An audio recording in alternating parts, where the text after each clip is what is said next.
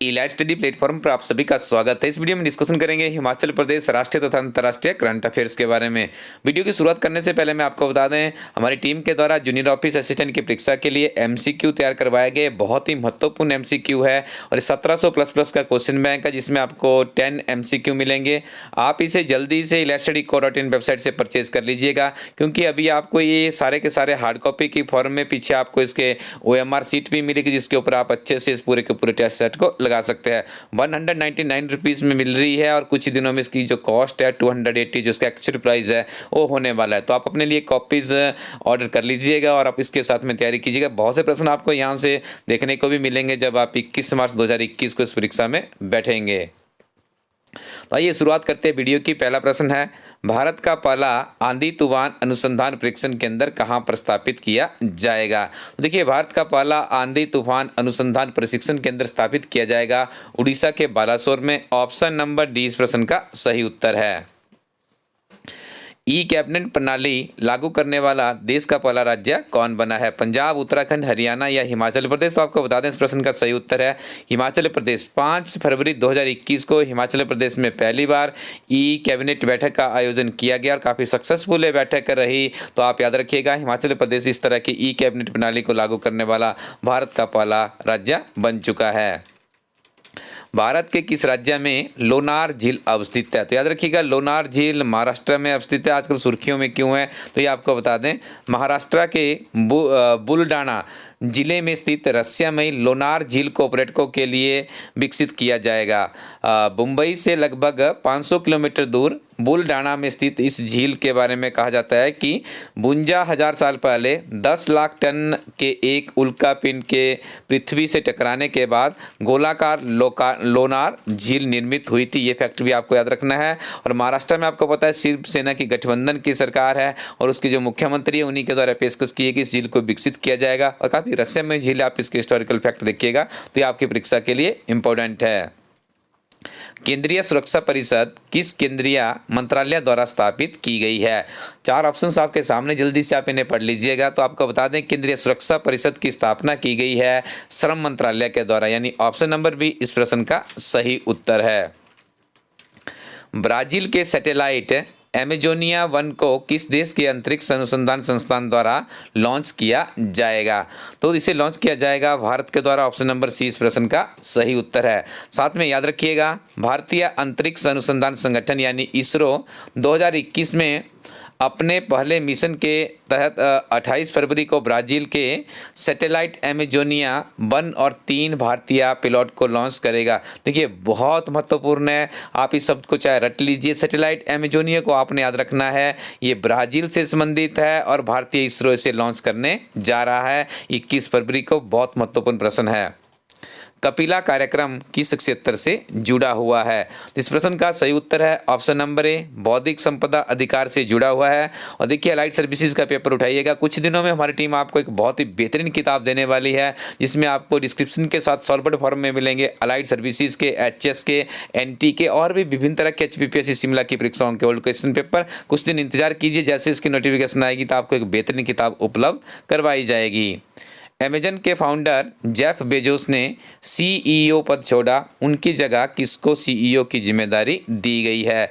तो यहाँ पे देखिए, सीईओ की जो जिम्मेदारी दी गई है, ये दी गई है एनडीजेसी को। ठीक है जी, ऑप्शन नंबर सी इस प्रश्न का सही उत्तर है। किस देश ने फरवरी 2021 में हिंद महासागर क्षेत्र यानी आईओआर के रक्षा मंत्रियों के कॉन्क्लेव की मेज़बानी की? तो देखिए, इसकी मेज़बानी की गई है यहाँ पे यदि हम बात करें भारत के द्वारा। तो ऑप्शन नंबर डी इस प्रश्न का सही उत्तर है। केंद्रीय अन्वेषण ब्यूरो का प्रमुख किसे नियुक्त किया गया है? तो केंद्रीय अन्वेषण ब्यूरो का जो प्रमुख बनाया गया है, इनका नाम है Praveen Sinha. Option number A इस प्रश्न का सही उत्तर है। देश में पंजीकृत लेकिन गैर मान्यता प्राप्त राजनीतिक दलों की संख्या किस राज्य में सबसे ज़्यादा है? तो देखिए, इसकी सबसे ज़्यादा जो संख्या है उसका सही उत्तर है यहाँ पर ऑप्शन नंबर उत्तर प्रदेश, यानी ऑप्शन नंबर डी इस प्रश्न का सही उत्तर है। देखिए, याद रखिएगा, 2010 में देश में 1112 पार्टियां थी। यह संख्या 2019 तक हुए पंजीकरण के अनुसार 2301 पहुंच चुकी है। और देश में सबसे ज़्यादा जो पंजीकृत मान्यता प्राप्त राजनीतिक दल है उनकी संख्या की बात करें तो 653 यानी 28% जो पार्टियां हैं उत्तर प्रदेश में स्थित है। दूसरे नंबर पे दिल्ली का नंबर आता है जहां पे 291 रजिस्टर्ड हुई है। भारत और किस देश के बीच संयुक्त सैन्य अभ्यास युद्ध अभ्यास का 16वां संस्करण राजस्थान में शुरू हुआ? तो देखिए ये शुरुआत हुई है अमेरिका के साथ, याद रखिएगा, ये प्रश्न भी इंपॉर्टेंट है। विश्व कैंसर दिवस कब मनाया जाता है? द राइट आंसर इज 4 फरवरी को मनाया जाता है विश्व कैंसर दिवस। आगे डिस्कशन करेंगे हिमाचल प्रदेश के बहुत ही महत्वपूर्ण करंट अफेयर्स के बारे में। पहला प्रश्न है, हिमाचल प्रदेश सरकार की प्रथम ई कैबिनेट बैठक कहां पर आयोजित हुई? तो यहां पे ही की जगह पे आप लोग ई कर लीजिएगा, ठीक है जी। तो ये कब आयोजित हुई? 5 फरवरी 2021 को हुई। और ऐसा करने वाला ई कैबिनेट बैठक का आयोजन करने वाला हिमाचल प्रदेश भारत का पहला राज्य भी बन चुका है। हिमाचल प्रदेश की 13वीं विधानसभा का चौथा बजट सत्र कब से शुरू होगा?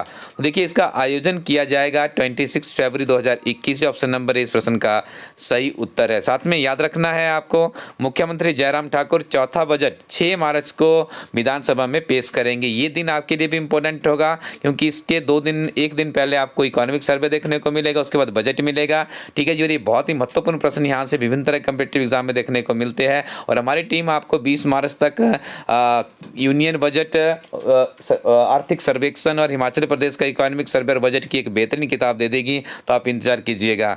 20 मार्च तक चलने वाले सत्र में कुल 17 बैठकें आयोजित की जाएगी। मंत्रिमंडल की मंजूरी के साथ ही हिमाचल प्रदेश विधानसभा सचिवालय के राज्यपाल की ओर से 13वीं विधानसभा के 11वें सत्र को बुलाने की अधिसूचना जारी कर दी।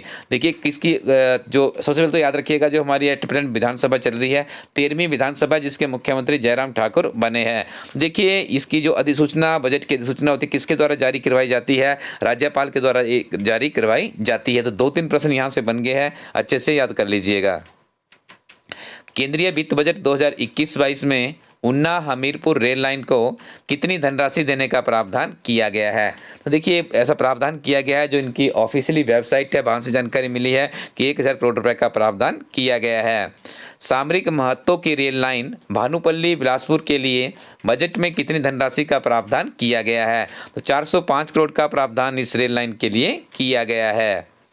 चंडीगढ़ बद्दी रेल लाइन के लिए बजट में कितने करोड़ का प्रावधान किया गया है? तो इसके लिए देखिए करीब 200 करोड़ रुपए का प्रावधान किया गया। ये फैक्ट आपने याद रखने हैं, अलाइड सर्विसेज में ऐसे ही प्रश्न हमें देखने को मिलते हैं। 15वें वित्त आयोग की रिपोर्ट के मुताबिक हिमाचल प्रदेश की कितनी प्रतिशत महिलाएं एनीमिया से पीड़ित है? तो देखिए इस प्रश्न का सही उत्तर होगा यहाँ पे 53.5 यानी option number A is the right answer. Himachal Pradesh में देखिए 53.5% महिलाएं एनीमिया से पीड़ित है और देश भर में यह आंकड़ा 53.1% है। और इस तरह से यदि हम बात करें तो हिमाचल प्रदेश राष्ट्रीय औसत से 0.4% आगे है। HS अलाइड एंट्री के लिए तो यह प्रश्न बहुत ही महत्वपूर्ण प्रश्न है। स्टूडेंट्स आपको बता दें, यदि आप हिमाचल प्रदेश में सरकारी नौकरी लेने के लिए तन मन धन से तैयारी कर रहे हैं तो आप अच्छी बात है, और आपको बहुत ही कठोर परिश्रम करना होगा। वर्तमान समय में कंपटीशन बहुत उच्चतर स्तर पर पहुंच चुका है। एक आपको मूल मंत्र देते हैं, यदि आपने हिमाचल प्रदेश में सरकारी नौकरी लेनी है तो अपने हिमाचल प्रदेश के सामान्य ज्ञान को इतना मजबूत कर लीजिए, किसी भी परीक्षा में आप बैठें तो आपके हिमाचल प्रदेश में जो आपकी क्वेश्चनों का आंकड़ा है, जिसमें आपकी सही प्रश्न कितने होंगे वो ज़्यादा से ज़्यादा होने चाहिए। तो यहाँ पे हम आपको सुजेस्ट करते हैं हिमाचल प्रदेश की पहली किताब, जिसका नाम है हिमाचल प्रदेश एक समग्र अध्ययन।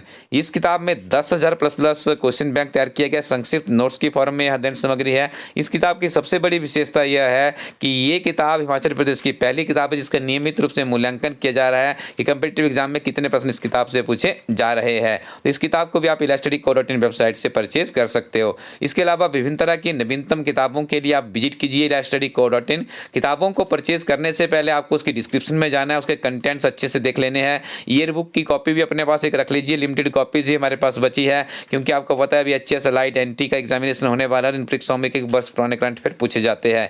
ये हिमाचल प्रदेश की पहली एक ऐसी किताब है जिसमें आपको तिथिवार डे टू डे के हिसाब से हिमाचल प्रदेश के करंट अफेयर्स, गिरा समाचार पत्र का सारांश, राष्ट्रीय व अंतर्राष्ट्रीय घटनाओं का सारांश और अन्य अपॉइंटमेंट्स एक्सेट्रा सारा का सारा इस किताब में संग्रहित किया गया है। तो इन किताबों को परचेज करने के लिए आप विजिट कीजिए elasticco.in वेबसाइट को। Thank you very much, keep watching इलास्टडी यूट्यूब चैनल।